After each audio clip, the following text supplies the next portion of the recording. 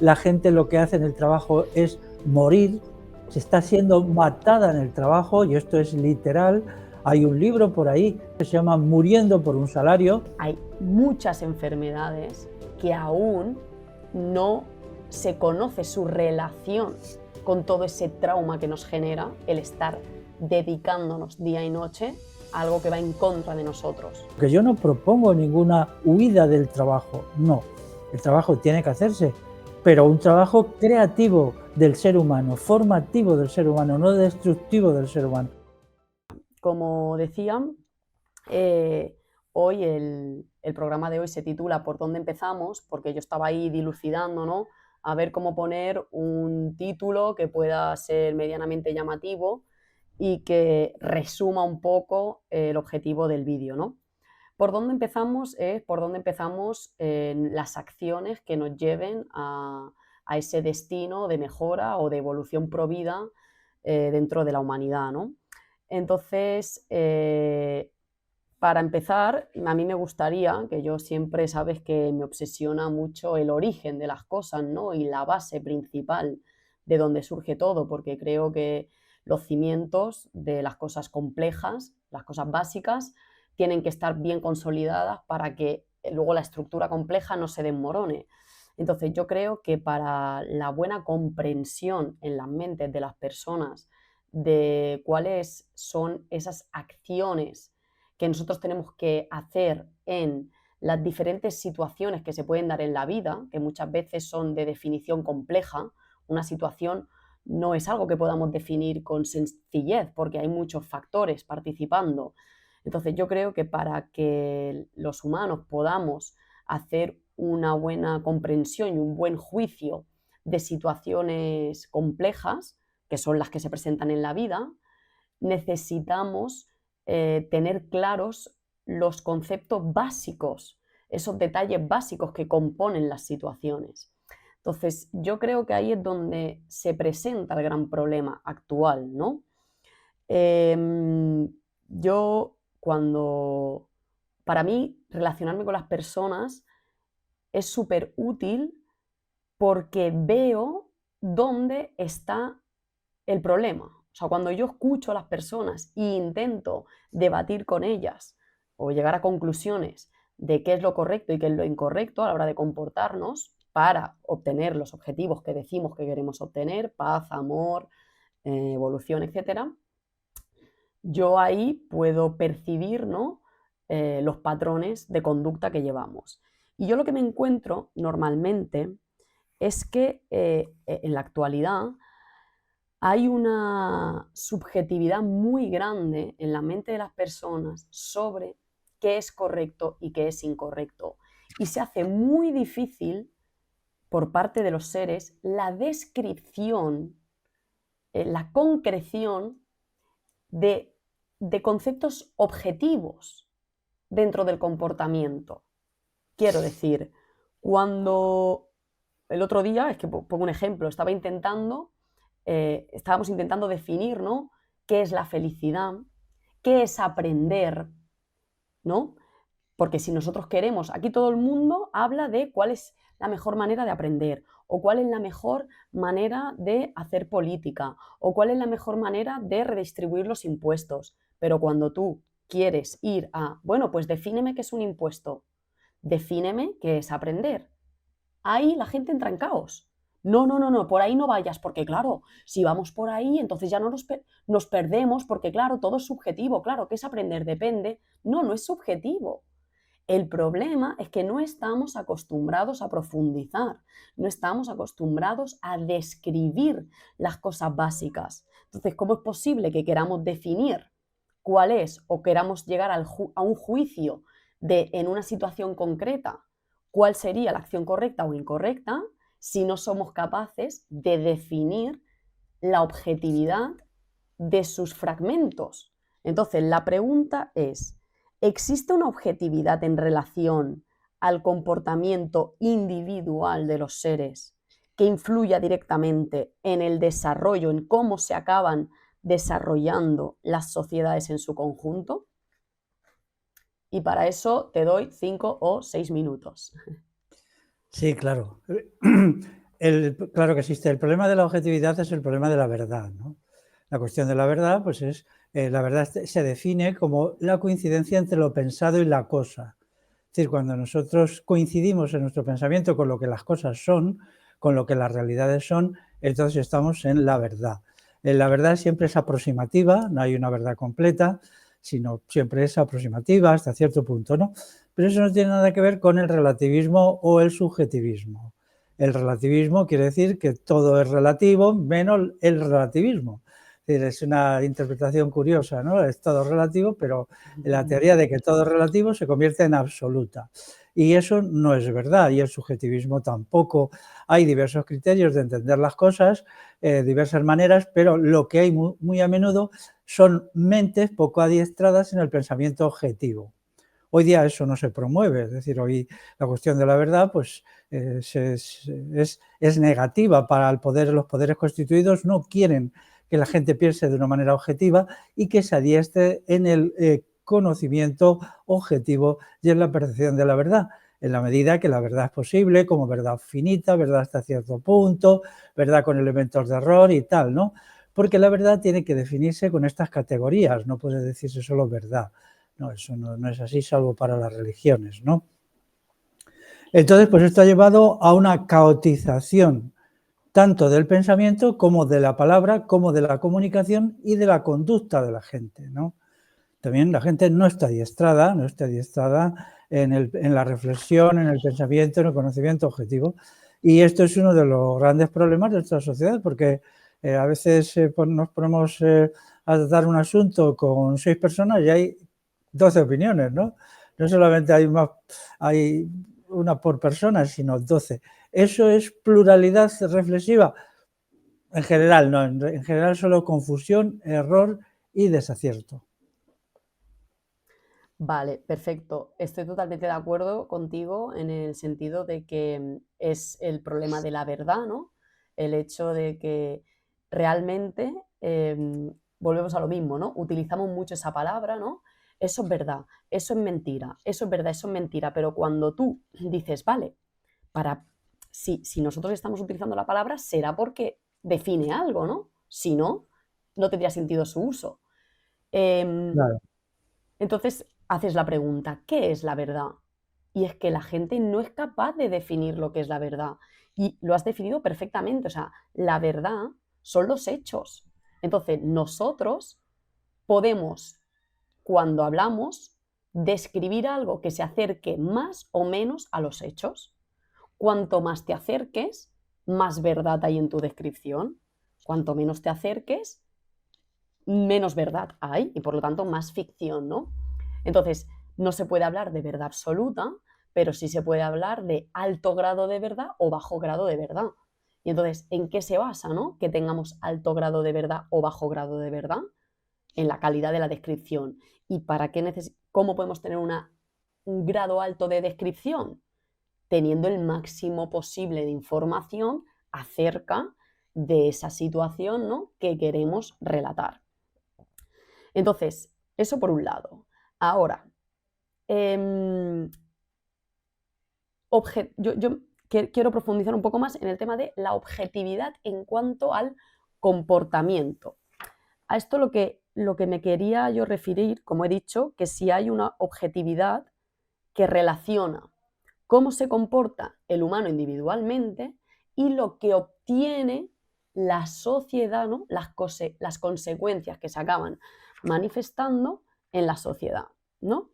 Entonces, mi pregunta es, ¿hay hechos, ¿no? Porque al final lo que hace que se manifiesten cosas en la realidad son los hechos, ¿no? ¿Hay hechos que sí o sí den unas consecuencias? Es decir, ¿existe una objetividad en relación al comportamiento humano que establezca un patrón de causas y efectos? Es decir, hay ciertos hechos que si los humanos individualmente los practican, sí o sí van a dar unas consecuencias, es decir, no hay subjetividad. un hecho no puede dar dos consecuencias opuestas, porque a mí me da la sensación de que ahora mismo hay una visión de que eso es así, el subjetivismo, ¿no? En relación a se justifica que unas personas hagan unas cosas, o sea, haga una cosa para dar una consecuencia, pero si la misma cosa la hace otra persona, entonces da otra consecuencia. Es eso, o sea, ¿qué opinas tú acerca de eso? Bueno, No sé si me he explicado. sí, vamos a ver, la verdad son los hechos y la experiencia, pero reflexionados. Es decir, hay que hacer un esfuerzo de reflexión, de búsqueda de su significado profundo. A menudo nos encontramos con hechos, con nuestra práctica en cualquier actividad y no somos capaces de entenderla, ¿no? Entonces tenemos que hacer un esfuerzo de reflexión, ¿no? Esa reflexión es la que nos permite comprender lo que ha sucedido o lo que está sucediendo en nuestra práctica de una manera suficientemente profunda. Y esto se pone de manifiesto si es verdadero en que nos va a ser útil para seguir en la acción transformadora. Es decir, si en algo estamos acertados, entonces volvemos otra vez a la experiencia y si en la experiencia aquello da los resultados esperados, entonces es que estamos acertados, ¿no? Pero si caemos en el subjetivismo o en el error, ¿no? Porque viene a ser lo mismo, ¿no? Pues entonces, pues si acudimos a la experiencia y ponemos en marcha algún tipo de actividad experiencial, pues no lograremos los resultados esperados. Pero la parte reflexiva es muy importante. Pero una reflexión que no se basa en la experiencia y los hechos, pues es simplemente racionalismo puro. Es decir, es como la mente funcionando en el vacío, como un motor que no tiene ningún asiento en nada y entonces simplemente se mueve sobre sí mismo, ¿no? En la historia de la filosofía occidental hay dos corrientes. La corriente racionalista, que dice que la mente por sí misma, sin consideración hacia la experiencia y los hechos, es capaz de encontrar la verdad, y la corriente empirista, que dice que los hechos son toda la verdad que podemos encontrar. Yo creo que estas dos corrientes son desacertadas. La primera ignora la experiencia, la práctica, puesto que solo piensa en el puro razonar, pero la segunda no tiene en cuenta que los hechos por sí mismos muy a menudo no son resolutivos. Tenemos que pensar sobre ellos, tenemos que encontrar las conexiones profundas que hay en esa realidad que queremos comprender, ¿no? Otra cosa muy distinta es que a partir de nuestras reflexiones encontremos situaciones, que lleguemos a conclusiones difíciles, porque la realidad es difícil. Es decir, la mente humana puede conocer la verdad, pero no la puede conocer sin esfuerzo, sin dedicación, sin experiencia y sin limitaciones. Es decir, toda afirmación de algo necesariamente tiene un componente equivocado o limitado. Si no está equivocado, pues de una parte de la experiencia se nos escapa. Pero, por lo tanto, lo que decimos verdad es eso, con todas estas limitaciones, ¿no? Que serían los atributos de la verdad. La verdad, como palabra, tiene que tener unos atributos, unas condiciones, ¿no? Entonces, esas condiciones son, pues, que es siempre finita, que es verdad para un momento, quizá no para otro, ¿no? Sobre todo esto es muy importante en el estudio de la historia, ¿no? Situaciones dadas en un siglo, a lo mejor al siglo siguiente o muy probablemente ya no daban los mismos resultados, ¿no? Pero con todas estas limitaciones, la verdad existe, se puede conocer y se puede exponer. Y es más importante todavía, la gente se puede unir sobre una afirmación verdadera o sobre muchas. Porque el subjetivismo, como caotiza la sociedad, entonces la gente no se puede unir con nadie. Cada cual tiene su diarrea mental en la cabeza y cada cual va por su lado y tal. No, eso no puede ser, ¿no? Hay muchas verdades que nadie niega, muchas verdades absolutas que nadie niega. Por ejemplo, voy a decir una en historia. Franco ganó la guerra civil. Nadie, el 100% de la gente estaría de acuerdo con esta afirmación, ¿no? Que es verdadera. Podemos hacer muchas más afirmaciones de esta naturaleza, ¿no? Los coches, los automóviles tienen 4 ruedas, ¿no? Los automóviles normales. Otra afirmación. Hay millones de afirmaciones que no suscitan duda y que ponen a la gente de acuerdo. Pero hay otras cuestiones que son más difíciles. También hay que tener en cuenta la naturaleza dialéctica de la verdad, es decir, de la realidad. La realidad, cuando se lanza, cuando la realidad avanza, siempre tiene elementos contradictorios, ¿no? Hace un efecto y puede hacer también su efecto contrario, ¿no? Esto es muy tratado por, para mí, el más importante filósofo vivo, que es Ekdam Mogen, con su filosofía de la complejidad. Pero una cosa es aceptar la complejidad de la verdad y otra es negar la verdad en nombre de teorías subjetivistas o arbitraristas, como yo les llamo, ¿no?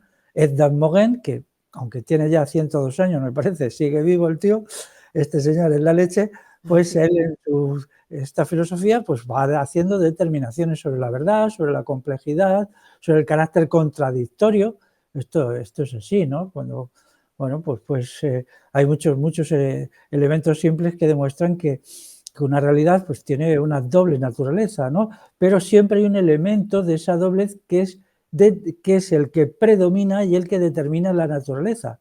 Es decir, cuando hay algo en un ente, en un ser, está lo principal y lo secundario. Entonces, lo principal es lo que hace que el ser sea como es. Pero luego hay elementos de autonegación que son obvios. Por ejemplo, pues la fruta mismo, pues la fruta se afirma como fruta, pero al mismo tiempo se niega porque los azúcares que hay en su interior tienden a convertirse, por ejemplo, en alcohol y luego en vinagre, ¿no? Entonces tiene un elemento de autodestrucción. Todas las cosas tienen la fecha de caducidad añadida.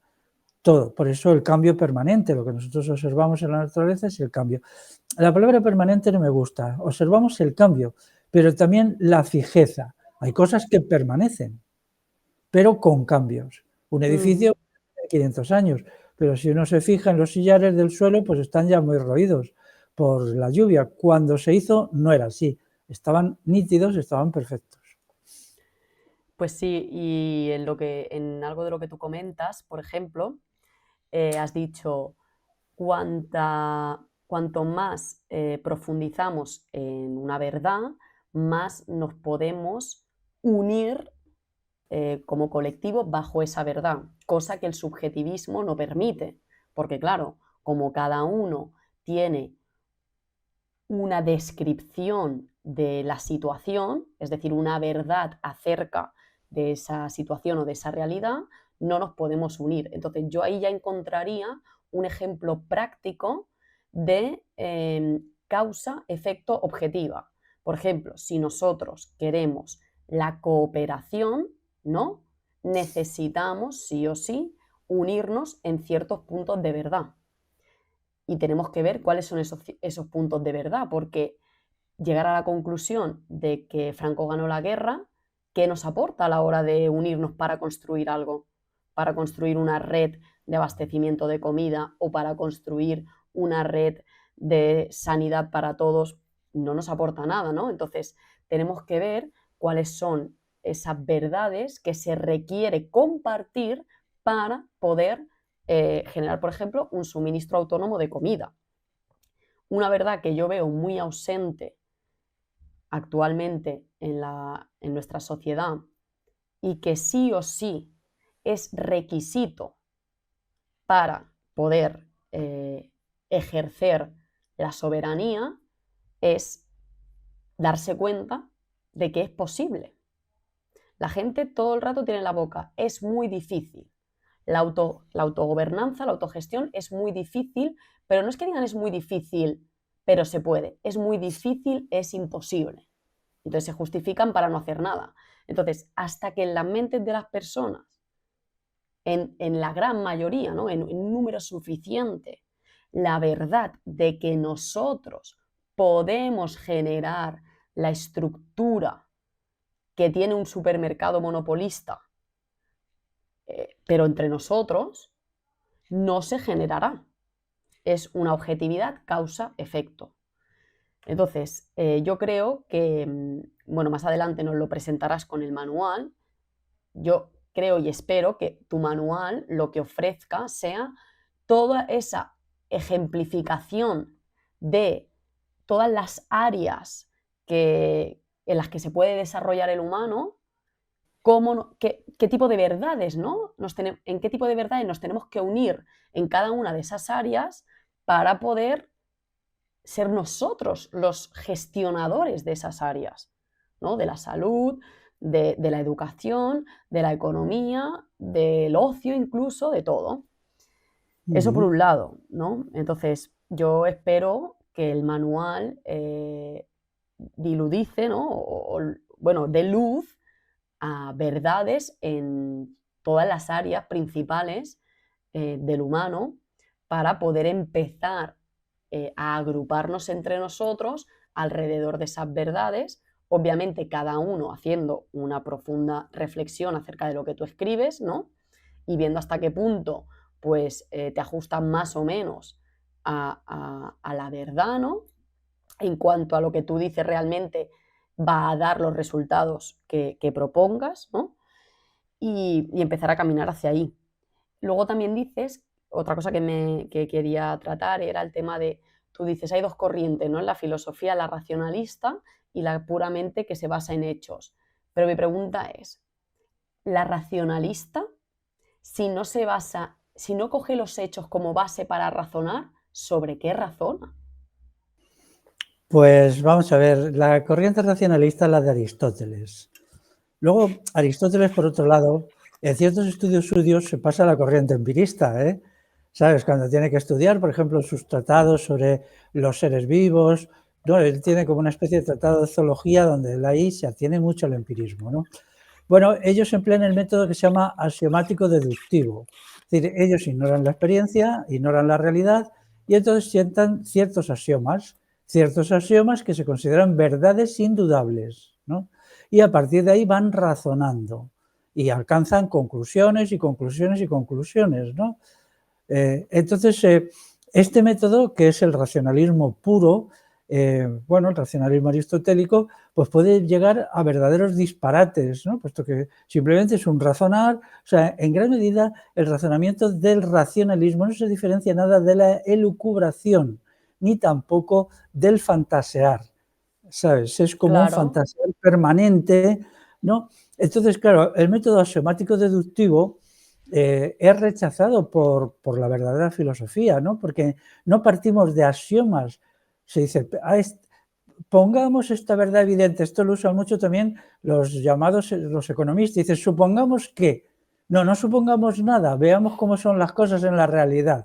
¿Por qué tenemos que suponer eso, que es una cosa que te acabas de inventar el señor este que ha escrito el libro? No supongamos nada. O sea, partamos de cómo son las cosas e intentemos entenderlas hasta donde sea posible.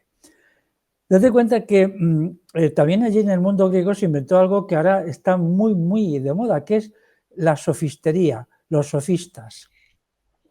La sofistería es una forma de razonar y reflexionar que no se atiene ni a los hechos ni a la experiencia y entonces se basa en un racionalismo puro. Es decir, en las escuelas de sofística se les enseñaba a la gente a argumentar a favor y en contra de algo. Es decir, un buen sofista es aquel que se decía, vamos a ver, argumenta, los maestros de los sofistas decían a un alumno, punto 1, argumenta a favor de este asunto. Y cuando había acabado decía, ahora tienes que argumentar como parte segunda en contra de él. ¿Sabes? Y entonces todo valía y allí realmente lo que no había experiencia, ni hechos, ni práctica, ni nada, era solo... Y ahora esto se usa muchísimo, por ejemplo, en la politiquería institucional. La politiquería institucional es pura sofistería, pero también lo es, por ejemplo, la mayoría de los vídeos que se hacen, es pura sofistería. Es decir, coge la gente carrerilla y empieza a decir cosas y cosas, pero bueno, vamos a ver, pero es que ahí están los hechos, ahí está la experiencia, ¿no? Y entonces empiezan a lucubrar, porque tal, porque cual, porque pascual, ¿no? Esto incluso, pues, tiene también un nombre que son los debates bizantinos, ¿no? Los debates bizantinos es una forma de aristotelismo que se aplicó en Bizancio, cuando Bizancio existía. Bizancio existió hasta el año 1453, cuando es tomado Estambul por los turcos, y entonces pues allí se especializaron. Y los debates bizantinos es un tipo de debate horripilante, pero que son capaces de, a base de lucubraciones, escribirte un libro de 700 páginas y se quedan tan anchos, ¿no? Y yo a veces he hecho esfuerzos por leer algún libro de estos. Aquí también en Europa Occidental estuvo bastante de moda este sistema en el siglo XVI. Y entonces ellos cogían carrerilla y empezaban esto, uf, qué fatigoso, ¿no? Porque claro, tú no deduces, ellos lo deducen de un axioma, ¿no? El método, unas deducciones, pero tú no, porque se pueden deducir cientos de cosas, ¿no? ¿Por qué deducen eso ellos? Y al final te cansabas y lo dejabas, ¿no? Realmente es un ejercicio estéril, también se llama escolasticismo, ¿no? Y ahora en gran medida hemos vuelto a eso. Yo observo la falta de respeto por los hechos y por la experiencia de la politiquería institucional y de la mayoría de la gente que hace vídeos. O sea, lo primero que habría que decir es decir, veamos, estos son los hechos, esto es la práctica y a partir de aquí vamos a extraer conclusiones. No basta solo la práctica y la experiencia, porque muy a menudo la práctica por sí sola, la experiencia, los hechos, no nos proporcionan conocimiento. No sabemos qué decir de ellos ni qué pensar, ¿no? Tenemos que hacer un esfuerzo reflexivo. Eso es la parte buena del racionalismo. Algunos autores, en contra de esta charlatanería vacía, son más bien empiristas, pero olvidan que la acumulación sin más de datos y más datos no nos ayuda a comprender la realidad, simplemente nos aturulla la cabeza, ¿no? Tenemos que hacer un esfuerzo reflexivo y cuando hayamos llegado a conclusiones, tiene que ser la aplicación en la práctica de todo esto la que nos permite saber si estamos en la verdad o no y hasta qué punto. Respecto a lo que tú decías, para operaciones de transformación de la sociedad hay que llegar a acuerdos colectivos sobre programas y proyectos. Si no es así, no se puede hacer nada más que una acción individual que en general, pues a veces está bien, ¿no? Pero que da pocos resultados, ¿no? La unión hace la fuerza. Entonces hay que llegar a unos acuerdos, primero sobre un diagnóstico y luego sobre un proyecto de acción, un programa de acción, sea el que sea, desde alguna cuestión elemental de no mucho peso hasta grandes cuestiones trascendentes, por ejemplo, cuál va a ser nuestro futuro inmediato, qué vamos a hacer como humanidad, ¿no? ¿Qué va a pasar? ¿No? ¿Cuáles son las diversas posibilidades que se va a manifestar en nuestro futuro?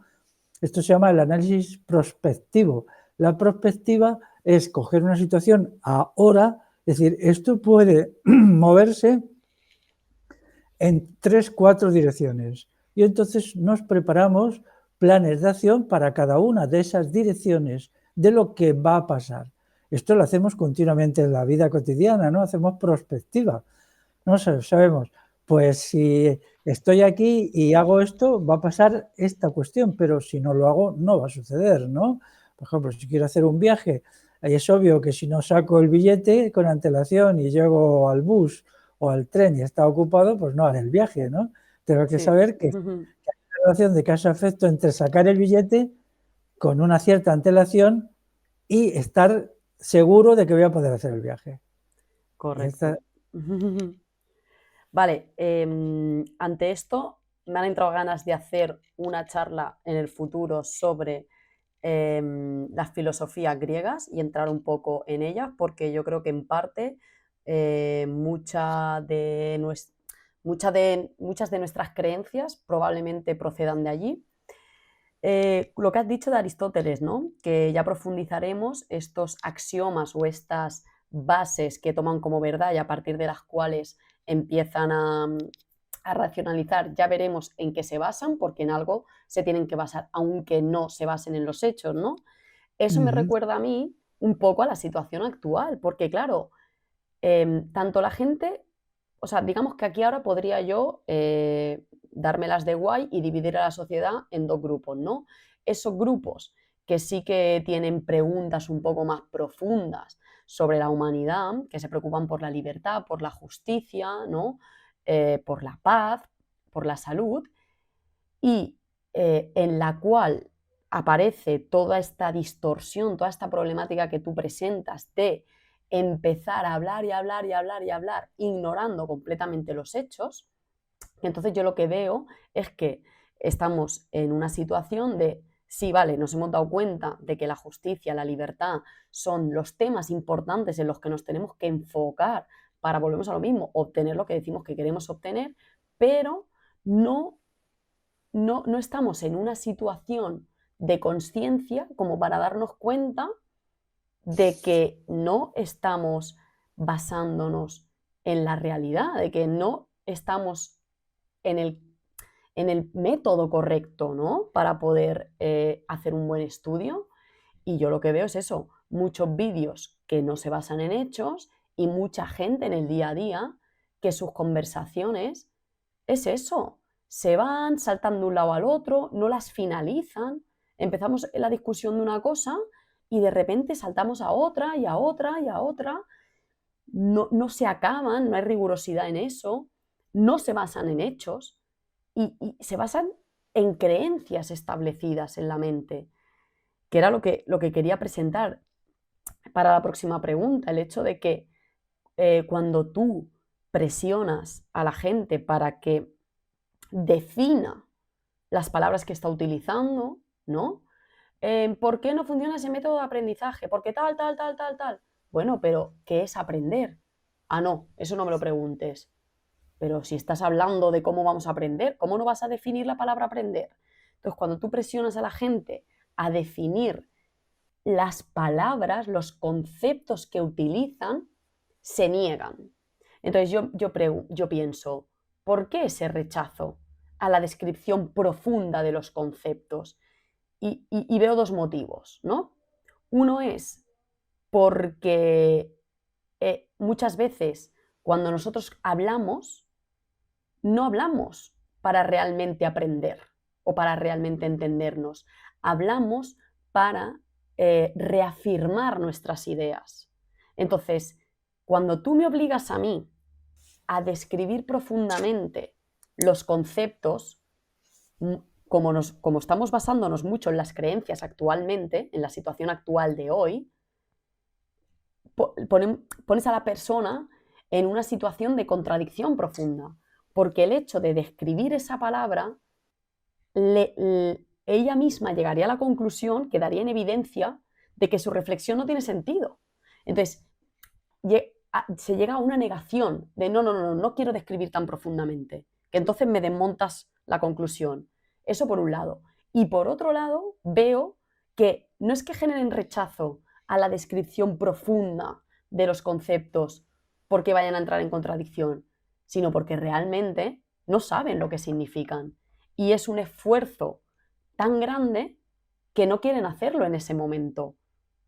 Y en el fondo te pierdes la seguridad, porque yo estoy aquí defendiéndote una cosa y ahora me he dado cuenta que no sé en qué se está basando mi defensa, porque me acabas de preguntar el pilar básico de mi defensa y no te lo puedo describir. No porque rechace su definición, sino porque es que no sé dártela de conceptos complejos, como es eso, como es aprender, como es a lo mejor autonomía o soberanía o miles que podemos hablar, ¿no? Eso por un lado. Y luego, bueno, lo que he dicho antes de que podíamos dividir la sociedad en dos grupos era porque está el grupo que se interesa un poco por conceptos profundos de la humanidad y luego está el grupo que es mayoritario, que no le importa nada, que no se pregunta nada más allá de eso, de si este coche corre más o corre más el otro. Pero lo que yo quería decir que, aunque existe esa división de que sí que es verdad que hay gente que profundiza y gente que no, el problema de cuál es el método de reflexión, ¿no? O cuál es el método de llegar a la verdad, la problemática se presenta en los dos grupos.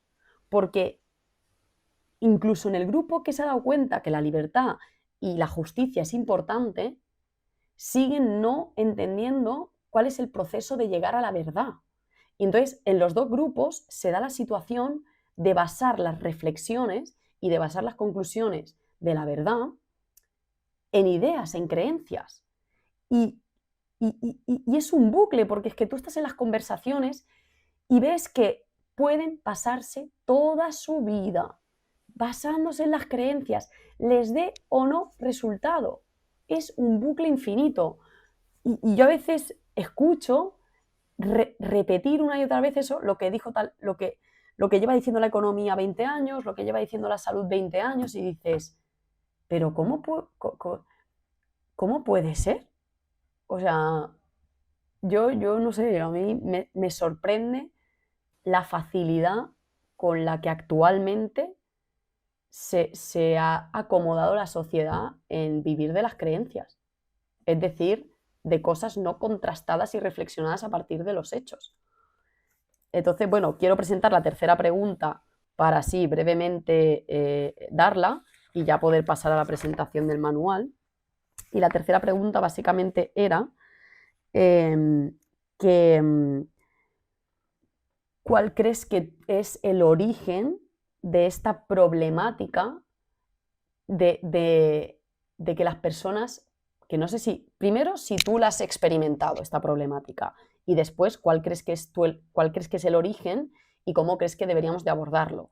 Y la problemática es el hecho de que cuando se les exige a las personas que sean rigurosas y que profundicen en la descripción de los conceptos que utilizan, lo rechacen. Bueno, ahí vamos a ver, la verdad es muy problemática. Hay una frase dicha por alguien que no sé quién es, pero que tiene muchísima razón, que dice: el fundamento de la felicidad es la ignorancia de la verdad. Esto es lo importante, ¿no? La verdad nos enfrenta con realidades inquietantes, ¿no? No solamente la verdad de lo externo, sino la verdad sobre nosotros mismos, ¿no? Puesto que nosotros podemos disociarnos y debemos disociarnos para como lo que se debe conocer y lo que conoce. Es decir, la frase de Sócrates, conócete a ti mismo, ¿no? Entonces, es decir, no solamente tenemos que conocer el mundo ajeno a nosotros como personas, sino también conocernos a nosotros como personas, ¿no? Y ahí nos dividimos entre que estamos conociendo y al mismo tiempo que estamos siendo conocidos, ¿no?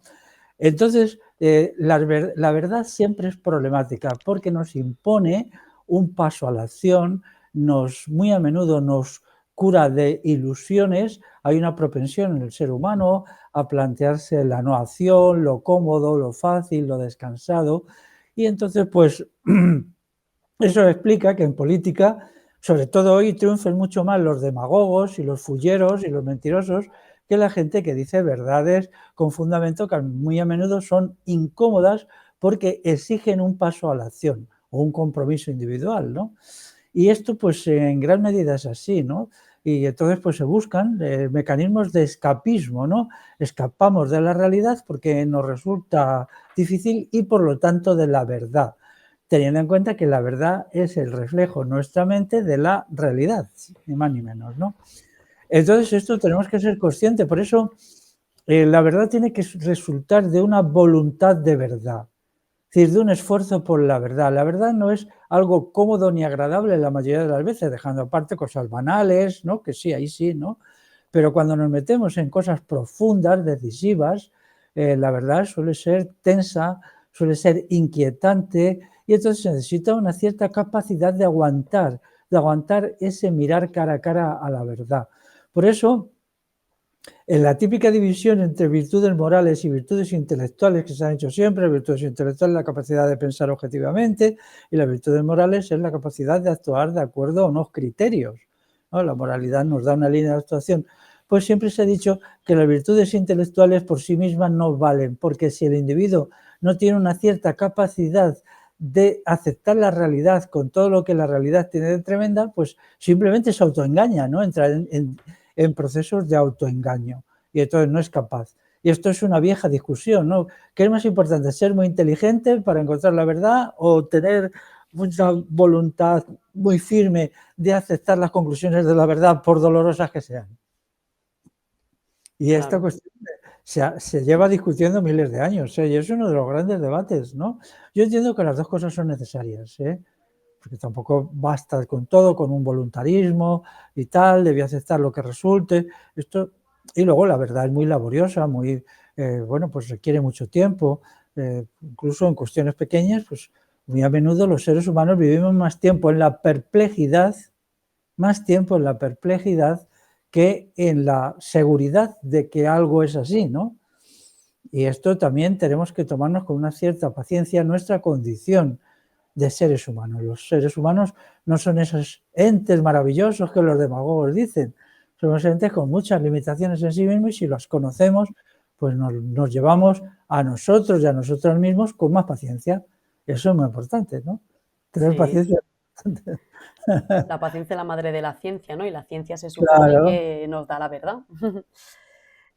Sí, como has dicho, dice las virtudes intelectuales y las virtudes morales. Yo esto como lo he estudiado en mis investigaciones, me he encontrado los autores que te dicen, claro, es que no es solo tener el conocimiento, es que hay que aplicarlo, porque el conocimiento no sirve de nada si no lo aplicas, ¿no? Y a mí me gusta la definición que tiene Marc Pasio de lo que es la maldad, porque él dice, una persona, la definición de persona mala es esa persona que teniendo el conocimiento disponible no quiere cogerlo y aplicarlo.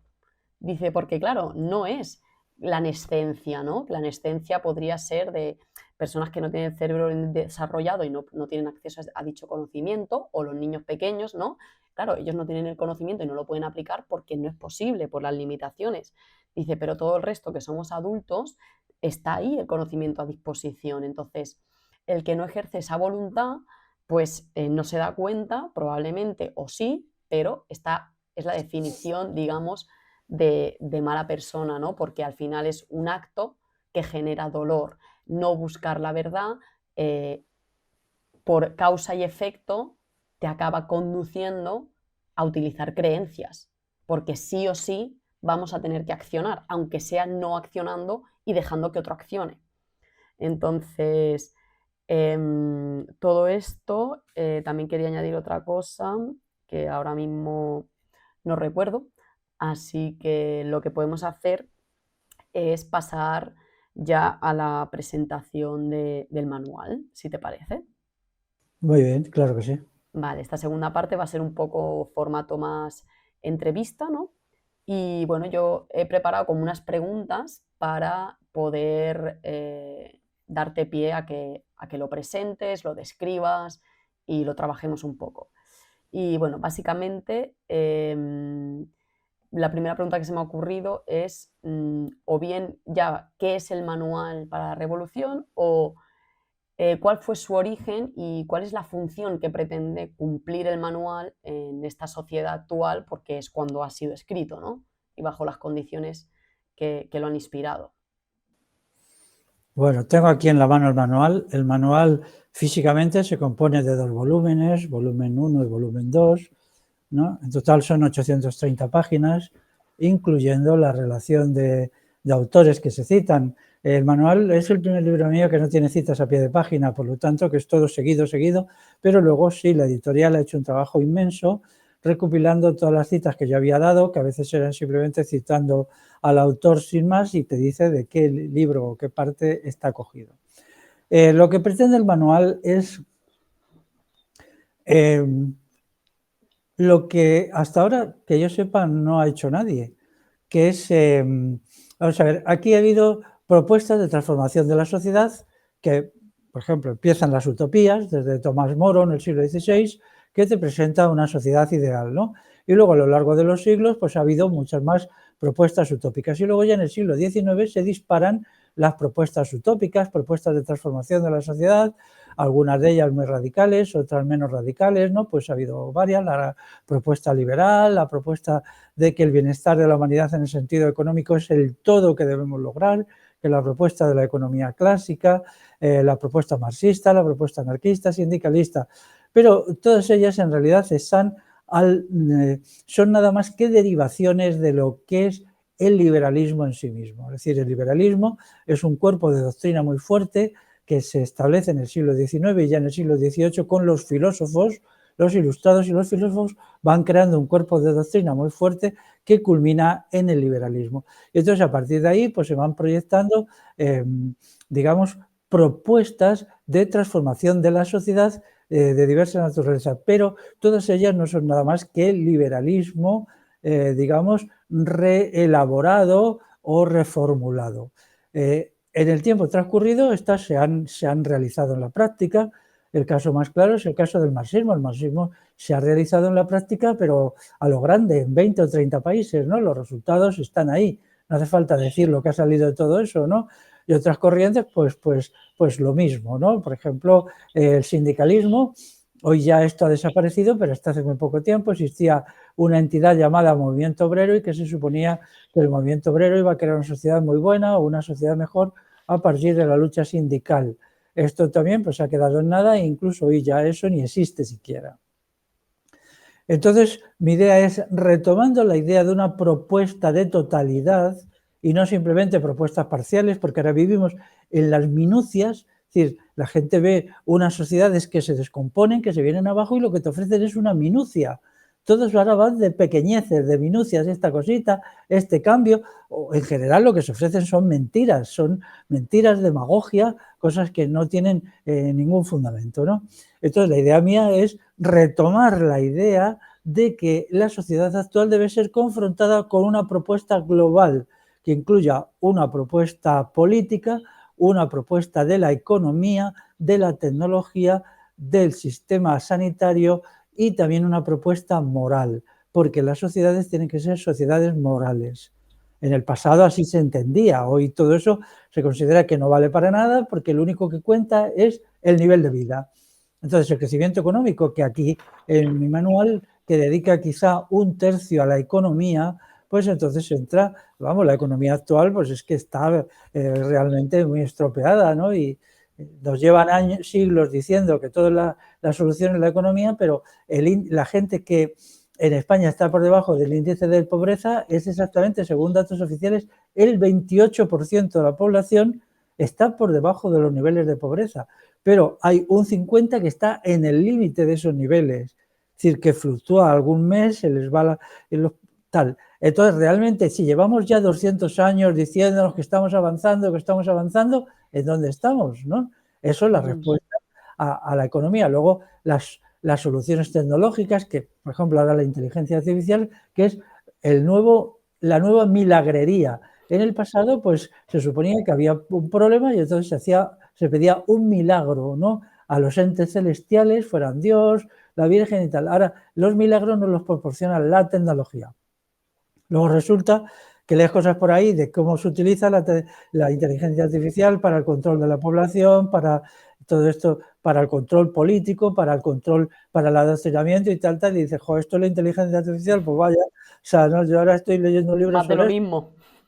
para la, ¿cómo se llama esto? La localización facial de la gente, que es un sistema orwelliano, ¿no? O sea, entonces se consigue, pues a través de una fotografía, localizar a la gente, igual que si te tomaran ¿no? Con lo cual la intimidad se viene abajo. Bueno, entonces es hacer una propuesta de totalidad finita, porque hay muchas cuestiones que no todo el libro, porque si no tendría que haber tenido 5.000 páginas y claro, no es el tema, ¿no? Pero es una propuesta frente a las pequeñeces y a las miserias, es decir, bien, la sociedad actual se está descomponiendo y entonces ahora tenemos que pensar en una sociedad nueva, en un orden nuevo, en lo que los antiguos decían una renovación. En el pasado, esto es una expresión latina, se decía, necesitamos una renovatio mundi, una renovación del mundo, y se pensaba que eso es lo que había que pensar, ¿no? Mientras que ahora todo es parchear, es decir, vamos a poner este parchecito, que ahora ya hemos entrado en la demagogia más desenfrenada. Yo precisamente estos días estoy estudiando propuestas y vamos, es que ahora los políticos profesionales ya hacen una cosa, dicen otra y viceversa con la mayor desvergüenza y caradura, pero también es verdad que el sistema ya está cerrado, ya no admite ni siquiera reformas. Es lo que se ha llamado, es un sistema petrificado, ¿no? O sea, petrificado y ya no admite cambios, ya no admite transformaciones. El sistema ya es absolutamente eso, pétreo, ¿no? Eso por una parte referente a la sociedad. Y luego respecto al individuo introduce la noción de revolución personal. La revolución personal ha sido negada por todos los utopistas sociales, porque ellos consideran que el individuo es una consecuencia de la sociedad. Si la sociedad es buena, el individuo es bueno, ¿no?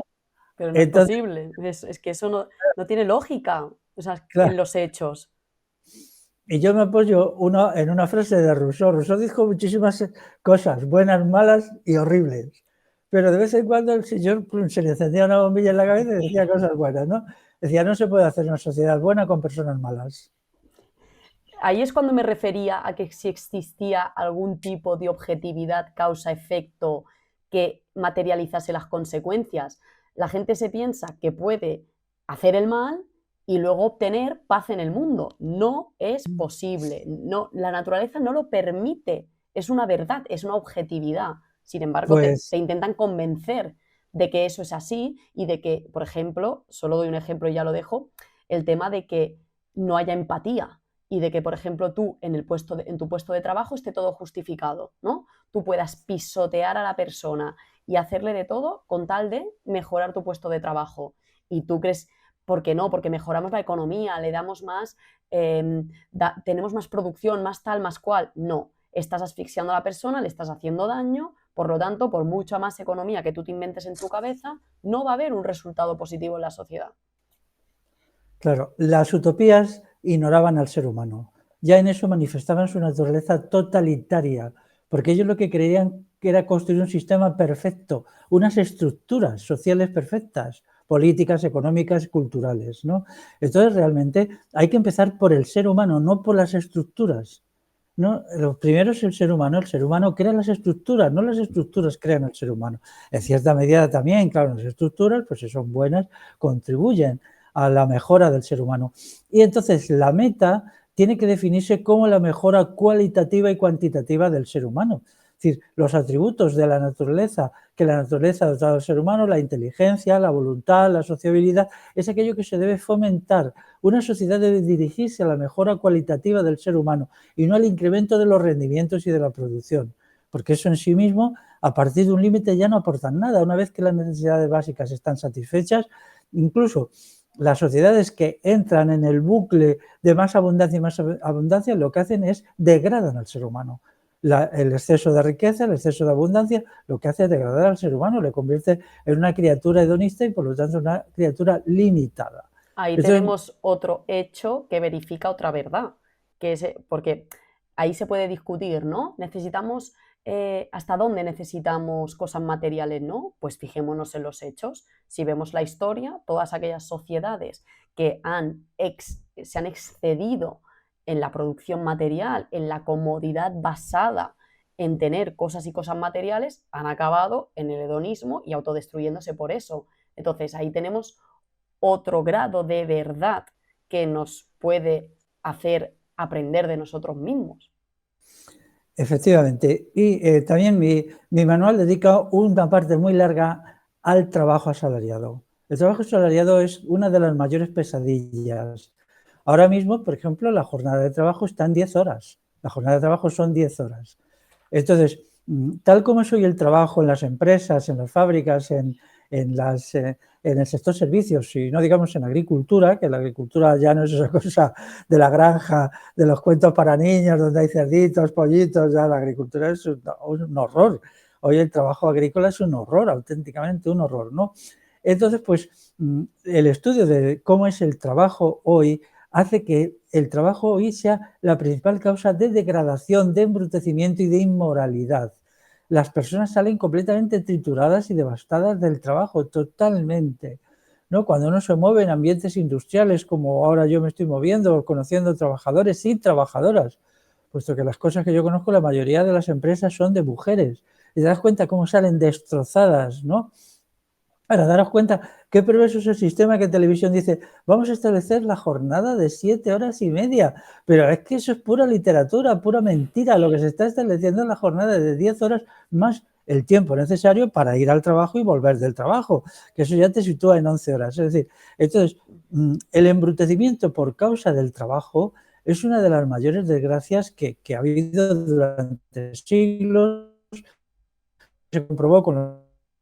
Entonces, la regeneración intelectual, convivencial y moral del ser humano pasa por una revolución en el trabajo. El acto de trabajar se tiene que modificar cualitativamente. Ya no, esa cuestión es sí o sí. Es decir, yo ya no quiero saber nada de utopías que no se planteen el problema del trabajo en primer lugar. Yo eso lo Yo conozco en bien. un... Yo, sí, sí, dime. Finaliza, finaliza. Pues nada, que esa es una cuestión decisiva.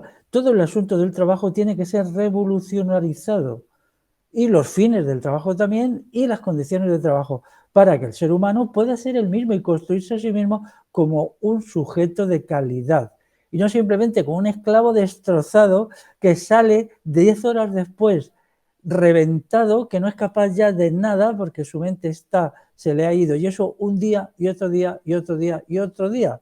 O sea, hoy la mayor tragedia de las sociedades contemporáneas es la tragedia del trabajo, que ya además está generando un montón de enfermedades, por ejemplo, la depresión por causa del trabajo. Ya realmente la gente le da todo igual, el suicidio, cada año crece un 10% el número de bajas laborales, o sea que realmente se está destruyendo la economía, porque ya en las empresas, pero es que es verdad, la gente enferma. No ya es un problema psíquico, es un problema psicosomático. O sea, hay, por ejemplo, el crecimiento exponencial de una enfermedad tan terrible como son los ictus, ¿no? O las anginas de pecho, que los lunes son una plaga. En los países de Europa Occidental, la cantidad de gente que sufre ictus y angina de pecho, porque la angustia en volver al trabajo, que es el infierno, lo que yo llamaba ya en algunos de los libros el infierno del trabajo asalariado, y aquí quiero decir una cosa, como los que escriben libros son intelectuales que nunca han ido a una fábrica ni a una oficina, porque ellos tienen jornadas de trabajo en las universidades de 10 horas, entonces ellos no conocen esto y ni se les ocurre pensar la tragedia tremenda que sufren, pues de los 19 millones o 20 de asalariados que hay en España, pues lo pueden sufrir el 90%, los otros son, siempre hay gente privilegiada que tiene trabajos especiales bueno, pues incluso puede disfrutar de ellos, pero eso es el 10% o el 5%, ¿no? Entonces, es muy curioso que esto, nadie, no, la única persona que para mí es honrada y que por eso yo le cito mucho es Harry Braverman, ¿no? Cuando escribió su libro sobre el problema del trabajo. Pero el libro de Braverman, de Harry Braverman, Trabajo y Capital Monopolista, la degradación del trabajo en el siglo XX, es un libro de 1976. Y el señor Braverman levantara la cabeza, que ya murió hace 25 o 30 años, y viera cómo estarán las cosas, se quedaría atónito, porque lo que él vivió como un horror y como una pesadilla de degradación y destrucción de las personas en las empresas, hoy se ha multiplicado por 100.000. O sea, hoy es muchísimo peor, sobre todo los últimos 20 años han sido devastadores. Entonces la gente está respondiendo con la depresión, con el suicidio por casos laborales, por me da todo igual, no puedo ir, o sea, porque en realidad la gente prefiere, por ejemplo, autoconstruirse, lo voy a decir así, un ictus, autoconstruirse un ictus, que estoy diciendo una cosa muy gorda, a volver al trabajo. O sea, que son formas indirectas de suicidio. Entonces, mi libro trata todos estos asuntos y los trata con extensión. Y no en un sentido crítico. Mi libro es muy poco crítico. Mi libro es propositivo. O sea, esta es la situación y estas serían las soluciones. Y eso en todos los capítulos. Propositivo. Propone. Vale. Porque la crítica ya está hecha. Y además, la crítica ha alcanzado un punto muy deprimente, porque ya sabemos lo mal que están las cosas, porque nos lo digamos 10.000 veces más, lo único que hacemos es deprimirnos más. Tenemos que buscar una salida que proporcione fe, que proporcione confianza en el futuro y que nos ayude a seguir vivos, porque ahora mismo, claro, ahí está el terrible problema del suicidio, vuelvo a insistir, sobre todo en la gente joven, ¿no? De la enfermedad psíquica que es un azote, una plaga de la gente menos de 40 años, cuando para sus Sí, sí. abuelos no lo era en absoluto, no lo era en absoluto. Solo hay que hablar con la gente mayor y decir, pues, bueno, había algunos, pero no era la mayoría ni muchísimo menos. Bueno, pues eso es mi libro exactamente. Ante esto, tengo varias cosas. Yo puede ser que esté tergiversando mi memoria con el paso de los años, pero yo recuerdo que uno de los detonantes que me hizo a mí desde pequeña plantearme profundamente quiénes somos, por qué hemos venido y por qué vivimos tan infelices, era ver a mis padres en la semana, durante la semana, cómo venían del trabajo, o sea, ¿Verdad? apatía, seriedad, ningún acto de cariño ni de amor, estrés, enfado, o sea, Mm, es que, y era obvio que era por el trabajo, porque es, porque era, claro, es que te pasas ahí todo el día, entonces es el fruto de cómo tú después te sientes, ¿no? Eso para empezar, que yo totalmente, o sea, fue una de mis primeras preguntas. ¿Por qué decidimos seguir dedicando nuestros días, cada día, a algo que odiamos? Porque yo veía que eso era lo que ellos hacían y veía las consecuencias, que era lo que te acabo de explicar, ¿no? Entonces, yo era mi pregunta siempre, porque a mí me generaba sufrimiento. yo os amo, amo a mis padres, ¿por qué hay que estar en esta situación? No lo entiendo. Y como niña pequeña que no comprende las terribles condiciones a las que hemos llegado, que muchas veces obligan a los padres a soportar eso, ¿no? Porque no encuentran los mecanismos, no encuentran la propuesta, no encuentran el método, el apoyo para poder cambiar eso. Yo todo eso no lo concebía. Mi única pregunta era ¿por qué? No tiene lógica, no tiene sentido. Podemos hacer otra cosa. Tú mañana puedes decidir no ir. Te levantas y decides no ir. Sé que no eres un robot que está obligado a ir, entonces ¿por qué? ¿No? Entonces, a partir de ahí, pues era una pregunta que a mí me hacía sufrir mucho y que bueno, dio pie a que yo me interesara por investigar, ¿no? Luego, por otro lado, decir el tema de que hay muchas enfermedades que aún no se conoce su relación con todo ese trauma que nos genera el estar dedicándonos día y noche a algo que va en contra de nosotros.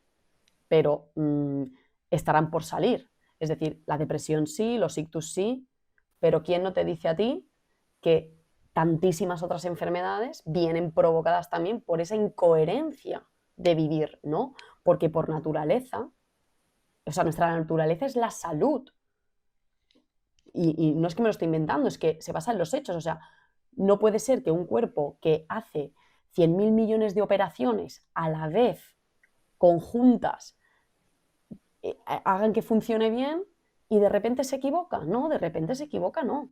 Algo tiene que suceder para que se equivoque y en vez de ir el cuerpo a favor de la vida, vaya en contra, ¿no? Bueno, que tendríamos que ver si la enfermedad va en contra o no de la vida, ¿no? O es un programa que tiene su función y tal. Eso por otro lado, ¿no? Pero que hay muchas que a lo mejor no se tienen en cuenta verdaderamente las consecuencias destructivas que trae ese trabajar esclavista en contra de nuestra naturaleza, ¿no? Y luego, por otro lado, una pregunta que tenía en concreto del manual y que por esta sesión, después de que respondas esta pregunta, quizá la podríamos acabar, que llevamos ya una hora, y podemos seguir trabajando el manual si te apetece en un Claro que futuro, sí. en otra charla. Podemos profundizar a lo Ujú. mejor en algún capítulo un poco más, o bueno, eso ya lo vamos hablando, ¿no? Pero mi pregunta es, vale, el manual tiene esas secciones, ¿no? Y más que crítica es propuesta, ¿no? Es propuesta de soluciones. Y es un manual que pretende fomentar la fe, ¿no? Y el concepto de que sí se puede, ¿no? Mi pregunta es, ¿tú ahí, en la propuesta de soluciones, especificas los sacrificios que hay que hacer? Porque claro, yo lo que entiendo es que en un proceso de transición, ¿no? Que de esta situación desastrosa, caótica, a una situación más estable y benéfica, hay un proceso de transición donde yo, por mi experiencia, creo que hay que hacer sacrificios. Es decir, hay que asumir que quizá tenemos que perder comodidades o ponernos en ciertos riesgos por un beneficio a futuro. Entonces, esos sacrificios que deberíamos de hacer nosotros y que pueden no fomentar la fe o no fomentar la esperanza, sino que poner al individuo en una situación de tesitura, ¿no? De esa verdad que confronta, de decir, mierda, comprendo la solución que propone, la apoyo, pero no sé si estoy dispuesto a pasar por esa etapa de transición. Quiero decir, en el manual se describe o se da la oportunidad al lector de entender cuál va a ser esa etapa de transición y cuáles son los sacrificios y requisitos para ello. Bueno, vamos a ver, cuando las sociedades entran en crisis, esa crisis se va profundizando, ¿no? Ahora mismo, vamos a ver, cualquiera que nos escuche puede entender que si crecen las bajas laborales un 10% anual acumulativo, es que hay una situación en las empresas que ya no funcionan. El sistema capitalista ha entrado en una caotización. Es decir, la presión sobre el trabajador, sea industrial, sea de servicios, sea lo que sea, es tan grande, es tan brutal, es tan despiadada, que el trabajador se está desintegrando como persona y ya está cayendo en una situación de una protesta que es una protesta muy curiosa, que es a través de la enfermedad. ¿no? Enferman porque es la única manera de liberarse de esa pesadilla y de ese tormento. Eso significa ni más ni menos que el modo de producción asalariado propio del sistema capitalista ya no tiene futuro, porque se basa en la destrucción del trabajador, ¿no? Es un sistema que aprieta tanto las tuercas, es tan falto de misericordia que ya necesita unos trabajadores que los agota muy deprisa. Por ejemplo, antes, hace 40 años, todavía las personas llegaban a 60 años, a la edad de jubilación, en relativamente buenas condiciones para trabajar. Hoy día, a los 40, 45 años, las personas están agotadas, ya han perdido toda su energía vital y ya en las empresas ya no funcionan, ¿no? Pero es que incluso ya no admiten, da igual las sanciones que les pongan porque ya no son capaces. Entonces se ha creado una situación absolutamente increíble. ¿Qué significa eso? Que la economía se dirige hacia una situación de caos y de declive. Es decir, de caos y de declive, por lo cual es una máquina de producir enfermos, más que producir bienes y servicios, lo que está produciendo son personas enfermas, personas desequilibradas, niños y niñas que están enfermos porque no ven a sus padres, ausencia de natalidad porque el trabajo actual no te permite ser madre ni ser padre, no te permite nada, te permite solo ir ahí a la trituradora todos los días y luego lo que te dejan un poco los puentes y los fines de semana, que es simplemente una forma para que te recuperes y vuelvas el lunes en condiciones al trabajo. Entonces, ¿eso qué significa? Pues que estamos yendo hacia una crisis general del trabajo. Y cuando la crisis del trabajo se da, toda la sociedad entra en crisis y eso ya se está notando. Y a partir de ahí, pues esta situación empujará a la gente a decir, bien, pues es que ya esto no es estable. No se trata de que tomemos una decisión en unas condiciones de estabilidad, sino la sociedad se ha caotizado, se está hundiendo, se está desintegrando, ¿no? La gente lo que hace en el trabajo es morir, se está siendo matada en el trabajo, y esto es literal. Hay un libro por ahí que, vamos, un libro de hace 5 años que se llama Muriendo por un salario, escrito por un autor inglés, o sea, no me lo he inventado yo, ¿eh? Y este tío en los primeros capítulos lo describe, luego propone, como siempre, soluciones que son irreales, ¿no? Decirle, pero vamos a ver, lo que usted propone no es posible. Y la prueba es que, pero bueno, los 2 primeros capítulos sí son buenos porque te describe cómo es la situación, que en realidad él la minimiza un poquito para quedar bien con el sistema, ¿no? Es peor todavía de lo que él dice, pero bien, ese libro, Muriendo por un salario, ya es muy representativo, ¿no? Entonces, pues la gente estaremos llegando a situaciones en que más y más personas tendrán que comprender que hay que reformular el hecho del trabajo. El trabajo en sí mismo es formativo, es bueno, pero no en las condiciones brutales y despiadadas de 10 horas o 11 diarias como hay ahora. El trabajo productivo, en esencia, es bueno, forma a la persona, pero no puede pasar de 6 horas diarias, ¿no? Serían 6 horas, como era, por ejemplo, el monacato cristiano revolucionario en la Alta Edad Media establecía que solo 6 horas, pero al mismo tiempo solo se ejercía en los días de asueto, no en los de fiesta, que eran 150 al año. O sea, esto hay que tenerlo en cuenta. Había 150 días en los cuales no se trabajaba nada. ¿Pero en qué se trabajaba? En la mejora del ser humano, en la mejora de sus capacidades, en la vida relacional, en el autoestudio de uno mismo para encontrar qué virtudes tenemos que promover dentro de sí y qué vicios tenemos que erradicar. Es decir, el trabajo interior era muy importante y entonces el trabajo productivo se valoraba menos. Pero incluso con menos tiempo de trabajo eran los rendimientos mucho mayores. De hecho, fue una época de gran desarrollo económico y gran desarrollo tecnológico, con muchos avances tecnológicos que hoy nos parecen tonterías porque se hicieron hace 1000 años, pero hace 1000 años era una tecnología de punta que salió de allí. Entonces, ahora mismo tenemos que, primero, admitir que el trabajo está en una crisis colosal, sobre todo para la gente más joven. Yo me di cuenta, hice una charla una vez en una gran ciudad sobre el asunto y fue terrible la reacción de la gente, digamos, menor de 35 años, cuando a la salida empezaron a contar cuáles son sus condiciones laborales. Y no se quejaban de que les paguen poco, se quejaban de lo terrible que era el acto de trabajar, de hasta qué punto se sentían aplastados, ninguneados, que era horrible, que ellos soñaban con que les echaran de la empresa, que no lo podían soportar y tal, ¿no? Esto es la situación. Pero de esto nadie habla. Todo el mundo nos cuenta batallitas, historietas, como si se pudiera continuar indefinidamente con el trabajo asalariado. No. Y para mí esto es una de las grandes aportaciones del manual. La crisis del trabajo asalariado y la propuesta de una fórmula sustitutiva, pero productiva, puesto que yo no propongo ninguna huida del trabajo, no. El trabajo tiene que hacerse, pero un trabajo creativo del ser humano, formativo del ser humano, no destructivo del ser humano. Y eso exige establecer un sistema productivo liberado del capitalismo. Eso es la primera condición, ¿no? Todos los que estudian el asunto, pues con un poco de seriedad, por ejemplo, Harry Braverman, cuando él escribió su libro, pues la conclusión que llega es esa, ¿no? Y fíjate ya, su libro, pues tiene ya casi 70 años. Yo lo considero un clásico contemporáneo, pero un clásico que ya se queda atrás, ¿no? A mí me impactó mucho cuando lo leí porque coincidía plenamente con mi propia experiencia de alguien que había entrado a trabajar en una fábrica con 18 años. Entonces yo cuando leía aquello veía lo que yo había vivido y eso, claro, me hizo ser muy entusiasta de Harry Braverman, ¿no?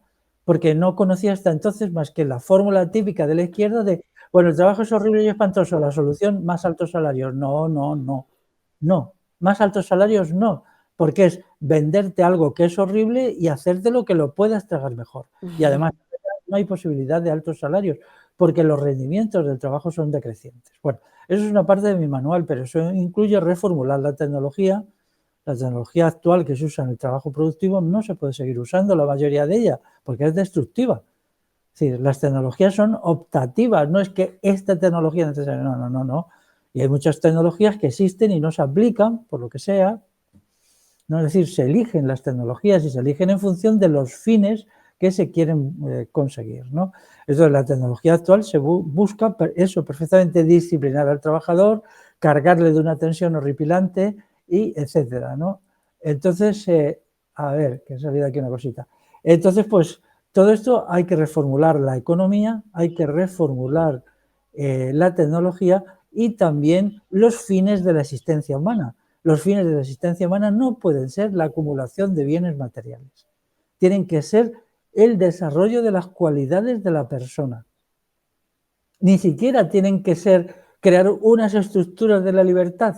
No, las estructuras de la libertad sirven a las personas para ser mejores, cualitativamente y cuantitativamente. Ese es el objetivo. El objetivo es el ser humano. Muy bien, pues entonces adelante, ¿no? Entonces la economía tiene que servir al ser humano, la educación, el sistema sanitario, pero eso nos exige reformular el conjunto de la sociedad, puesto que la sociedad sacrifica al individuo a las macromagnitudes económicas, por ejemplo, al Producto Interior Bruto. Te cogen el individuo y te lo machacan para que el Producto Interior Bruto, que ya ni siquiera sube, porque es que ya hace 20 años que está ahí estancado y de hecho, salvo retoques estadísticos y numéricos, en realidad está bajando y no lo vemos fácilmente, por ejemplo, en el progreso de la pobreza en la sociedad, en el progreso de los materiales de baja calidad, eso es muy importante, la baja calidad de la ropa, de los edificios, de las máquinas, de todo, ¿no? Eso significa cómo nos vamos empobreciendo con productos cada vez de una calidad inferior, ¿no? Pero claro, esto, como es muy crítico para el sistema, no se dice. Entonces, mi manual intenta decir eso, pero también dice otras cosas, ¿no? Porque tiene que haber un sistema político cuyo fundamento sea la libertad y la participación en las tareas de gobierno, y eso es el sistema de democracia directa. Entonces, este asunto que hoy se ha convertido en trágico, porque, vamos, yo no sé qué va a pasar si 10 años más se sigue con el sistema de trabajo actual, no me lo imagino. Una humanidad doliente, enferma, como algo que nunca ha existido. O sea, en todos los sentidos, en el sentido físico y psíquico, porque lo psíquico es físico también, ¿no? Por ejemplo, explicaban decían, ¿por qué los sistemas de trabajo actuales producen cáncer? Porque son tóxicos, porque hay productos tóxicos. Y a veces no hay ningún producto tóxico y siguen produciendo cáncer. ¿Por qué? Porque la situación es tan terrible que día tras día el ser humano que hace esos trabajos está sometido a descargas hormonales que son anómalas, y esas descargas hormonales anómalas perturban toda la bioquímica del cuerpo y originan fenómenos extraños, entre los cuales se encuentran los cánceres, ¿no? Incluso teniendo un ambiente muy sano donde no hay sustancias tóxicas, que en muchas empresas sí las hay, ¿no? Que el Muchas cáncer sustancias. tampoco es un fenómeno tan extraño, porque realmente es la replicación masiva de células que, si te vas a la época evolutiva, se supone que las primeras bacterias que había en la Tierra cuando éramos muy pocos utilizaban este mecanismo de no especializarse, sino reproducirse. Entonces, Ujú. digamos que es un mecanismo biológico que se conoce en la naturaleza y que se ha dado en ciertos momentos cuando el objetivo era reproducirse y no especializarse, porque cuando las células se especializan, digamos que ya dejan de reproducirse tan rápidamente porque gastan su energía en especializarse. Eso Ujú. tiene un nombre, pero ahora mismo no sabría decírtelo. Pues, y todas estas cuestiones es lo que trata el manual. El manual es como una ducha fría de realidades y de verdades, pero tenemos que tener en cuenta que el sistema social actual, en todas sus formas, político, económico, tecnológico, médico, productivo, tiene la fecha de caducidad incorporada. Tiene esa fecha de caducidad, es decir, ha tenido un tiempo, tampoco hay que ser totalmente crítico con él. En los últimos 200 años también se han conseguido cosas que no deben ser rechazadas. No quiero caer en el hipercriticismo, que siempre es demagógico y falta la verdad. La verdad tiene que estar por encima de los intereses políticos o más políticos, pero ese sistema ya tiene una fecha de caducidad incorporada. No la tiene exactamente, no podemos decir como un yogur, tal fecha es su caducidad, pero sí sabemos que está en las últimas, ¿no? Está en los... Y entonces tenemos que tener una propuesta alternativa a la cual se pueda agarrar la especie humana para sobrevivir de toda la hecatombe. Voy a buscar esto y si queréis incluso la palabra apocalipsis por venir. Y eso es el objetivo del manual, pero siempre con el criterio de el ser humano primero, la calidad y valía del ser humano. Y mira, Aristóteles, que al que yo no apoyo, yo a Aristóteles me cae muy mal, ¿no? Pero dijo una cosa que era muy interesante, que decía, la calidad de la obra depende de la calidad de los operarios. Fíjate qué importante es esto. Y eso se refería en general, ¿no? O sea, con personas sin calidad no se puede construir una sociedad de calidad. Con personas sin calidad no puede haber una economía sana y eficiente. Y cuando todo se dirige a la destrucción de la calidad del individuo, la calidad intelectual, la calidad física, la calidad emocional, la calidad sensitiva incluso. Sí, sí. Entonces no se puede construir, entonces hay que hacer una reformulación total. Entonces a gente ahora todavía le quedan 10, 15, quizá 20 años un poco de hacerse el loco, como se dice, de esconder la cabeza debajo del ala, pero hay un momento en que la realidad le dirá, ya no es posible más porque esto ya se está desintegrando. Incluso aunque no hubiera una guerra mundial, el sistema ha entrado, y esto ha entrado, es más, en los últimos 20 años, eso se ve muy bien. Hay gente que dice en 1990, el sistema en 1990 mutó, y yo estoy de acuerdo con eso, mutó hacia la destructividad total, ¿no? Pero esa mutación solo se vio empíricamente en datos a partir del año 2000, 2000 algo en todo. Y entonces ahí hay una barrera, ¿no? Es como una mutación destructiva. El sistema se modificó y sobre todo aquí en Europa Occidental, sí, en los años 90. Los años 90 han sido años terroríficos, terroríficos. Y ahora estamos viviendo pues lo que entonces se inventó, que no lo podemos soportar, ¿no? Como digo yo, no, si todo lo que hicieron es estupendo, lo único que como seres humanos no lo podemos soportar, ¿no? En sí mismo es magnífico, ¿no? A los que se le ocurrió son unos genios, pero es como si te echan encima una placa de plomo de 100 kilos, pues la placa puede ser estupenda, pero no la podemos llevar. Básicamente. Vale, pues dicho esto, Félix, si quieres puntualizar brevemente dónde se puede conseguir el manual, por si alguien está interesado y le apetece hacer la lectura o empezar su estudio, y para que sepan cómo proceder. Sí, pues se puede conseguir o enviar la editorial Bagauda, lo podéis encontrar en internet, editorial Bagauda, o me lo pedís directamente a mí, ¿no? Yo también los distribuyo y pues nada, se envía con mucho gusto. Yo creo que para ser 2 tomos y lo gordo que es, tiene una calidad aceptable, ¿no? Eso se debatió un poquito, son 24 euros, 24 euros por 830 páginas, pues realmente, vamos, es aceptable. Y también lo quisimos poner así para que esté al alcance de la gente joven. Yo espero que este manual llegara a la gente joven, ¿no? Sabemos cómo a partir de los 40 para abajo, pues hay lo que se llama la pobreza juvenil, ¿no? Entonces, como los libros míos no son un negocio ni buscan un negocio, pues hemos hecho un precio increíblemente bajo, ¿eh? Eso todo el mundo lo dice, ¿no? El libro este pues tendría que estar de 30 euros para arriba, pero yo no quise y lo dejé en un precio que pudiera la gente joven conseguirlo con mayor facilidad y luego pues se puede leer de un tirón, la cosa tiene sus bemoles, como os decía antes, o bien se puede usar como texto de consulta, pues si uno quiere saber, por ejemplo, algo sobre el sistema educativo, pues lo busca en el índice. Hay un índice de materias en cada uno de los tomos, o quiere saber algo, por ejemplo, sobre filosofía moral, pues busca la parte de filosofía moral, ¿no? Eso es lo que significa manual. Manual es un libro de consulta, pero también se puede leer perfectamente, ¿no? Bueno, muy bien. Y para contactarte a ti, ¿cómo lo hacen? Pues a través, basta con poner mi nombre y en internet aparece, ¿no? Aparece mi web, Vale, felixrodrigomora.org, Félix Rodrigo Mora, todo seguido, .org, y allí hay un sistema por el cual se hace el pedido del libro y bueno, pues ya nada, yo lo envío, pero la editorial también lo hace y bueno, estamos muy unidos, la editorial y yo, en sacar adelante el libro porque creemos que es muy apropiado a las circunstancias actuales. perfecto. Pues nada, Félix, lo dejamos aquí. Seguiremos Claro. trabajando el manual si te apetece en próximos capítulos. Claro que Ha sí, sido yo un muy placer. agradecido. Me ha parecido bastante interesante el directo, me lo he pasado bien. Y nada, pues hasta aquí. Eso es, Vale, pues voy a cortar la transmisión, ¿vale? de acuerdo. Venga, hasta luego.